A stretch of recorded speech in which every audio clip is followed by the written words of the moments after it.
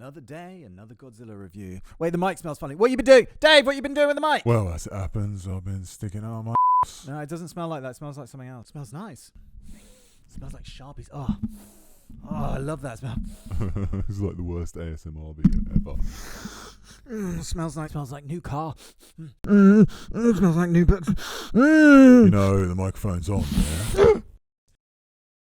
Of course, everybody gets that it's just one of my silly jokes. Just get on with the fucking review.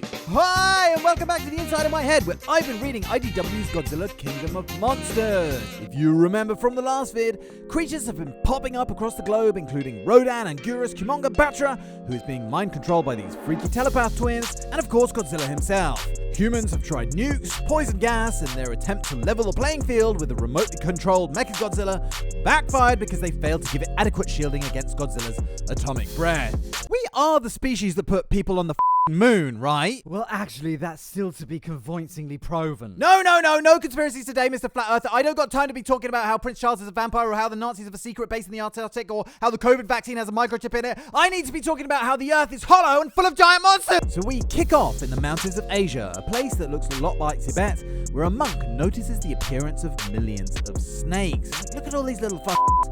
And he travels up here to this here temple, and look at this. Fused into the mountain, or perhaps turned to stone, is Ghidorah. And this must have happened a long time ago, because these little monk guys have built a temple among it. Among it? Amidst it? Amudst it? Between it? Upon it? Upon it! Yes, let's go with that. They've built a temple upon it. Ghidorah suddenly bursts out of the stone that was keeping him prisoner, destroying the temple, just as Rodan arrives in Paris, and Batra bursts out of its cocoon to fight it. The creepy twins figure out that they can control both Batra and Rodan and hatch a plan to bring the king of the monsters under their control too.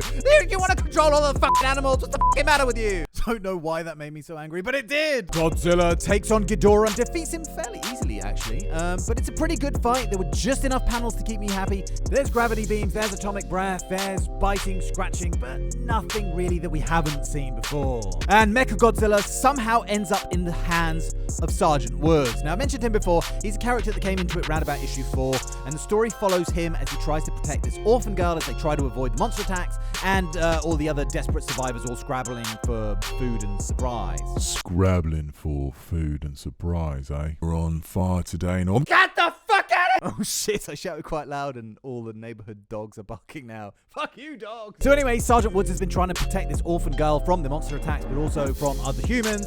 And honestly, I didn't mention it up until now because it hasn't really been that interesting. But now, as they find Mecha-G, it finally starts to become relevant. So Sgt Woods teaches himself to pilot Mechagodzilla, which is heavily damaged. Wait, he teaches himself to pilot Mecha... Okay, just...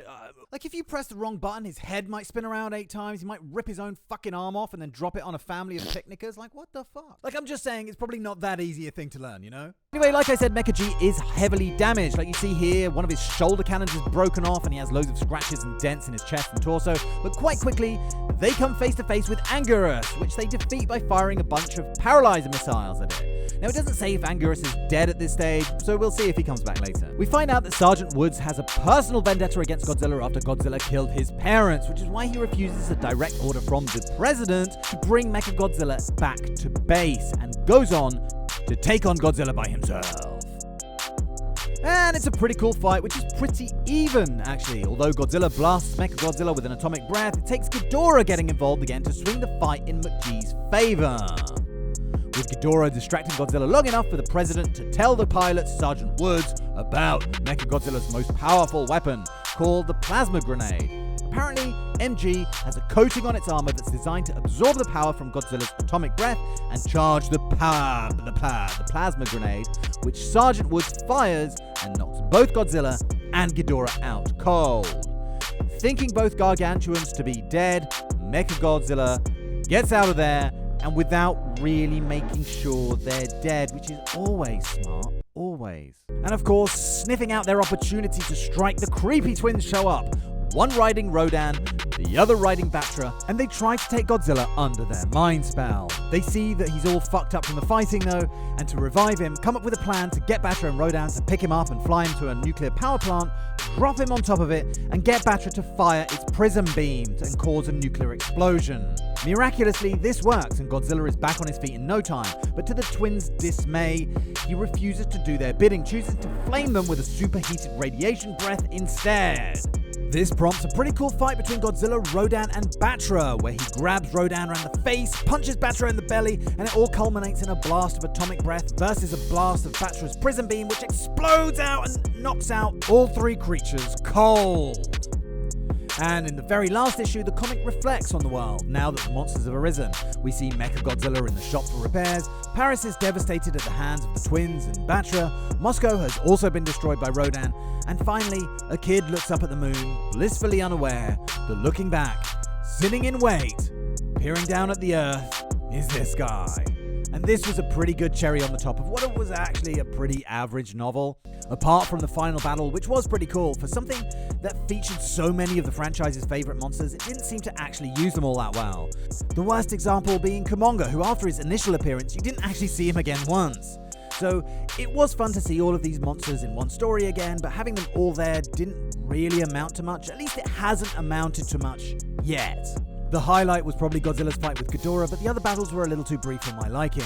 One pleasant surprise though was Batra versus Rodan. There's a scene where Rodan flies into Paris and the evil twins are like, no, this is our city. So they command Batra to explode out of its cocoon, revealing its moth form. And there's a really cool aerial battle. You really feel the power of Batra's prism beam in some of these panels. I would have been really curious to see how this battle would have played out, but unfortunately it's halted by the twins who want to bring Rodan under their control as well. But let me know how you think that would have played out. Who would have won? But again, the same flaw applies here. This battle is over just far too quick. They could have definitely done more with the fight with Mechagodzilla, Godzilla and Ghidorah, as that's really three of the absolute titans of the franchise coming together for a battle, but again, it was all over too fast. And of course, all of this is to be expected when you cram so many of the monsters into one story. There's not going to be enough room for them all, that's just a fact. But you at least got to make sure that Godzilla himself gets an appropriate amount of time devoted to him, and in many ways, he felt like just another monster in this. In GSP, for example, the whole plot revolved around him. There is no show without him. But in this, he just feels like one part of a bigger problem. I am curious to see where the thread with the evil twins goes, and how the Mothra twins that I mentioned in the last video will fit into it. And although I suspect that this will become one of the more forgettable segments of the franchise, I'm really looking forward to seeing how this fits together with Ongoing and Rulers of Earth. So get subscribed if you haven't already, as I'll be dropping the Godzilla Ongoing vids as soon as I'm able to, and let me know how you think a battle with Godzilla, Mechagodzilla and Ghidorah should have gone down in the comments below. As always, I am super grateful for you taking the time to watch my vids, so thank you very much for watching and see you very soon for the next one. Cheerio, bye!